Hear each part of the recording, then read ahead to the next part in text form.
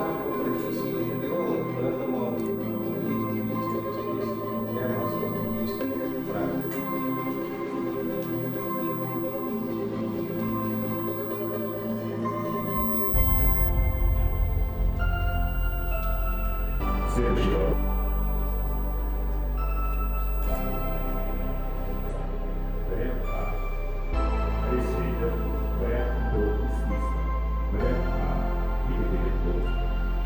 Ежегодно Русское географическое общество проводит географический диктант.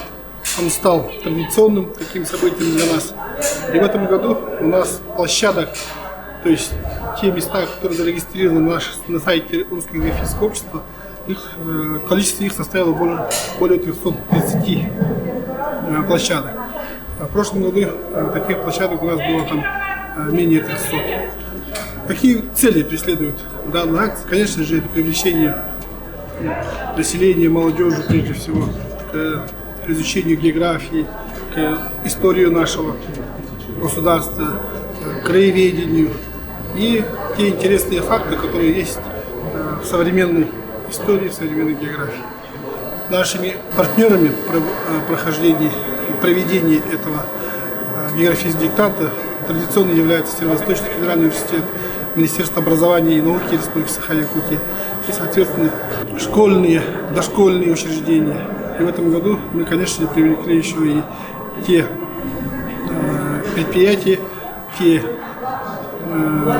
коллективы, которые традиционно являются нашими партнерами для работы в полении Русского географического общества. Здесь не важно какого ты возраста, потому что география, она, конечно, чем хороша, ее уникальность, о том, что география человеку в любом возрасте позволяет реализовать свою мечту.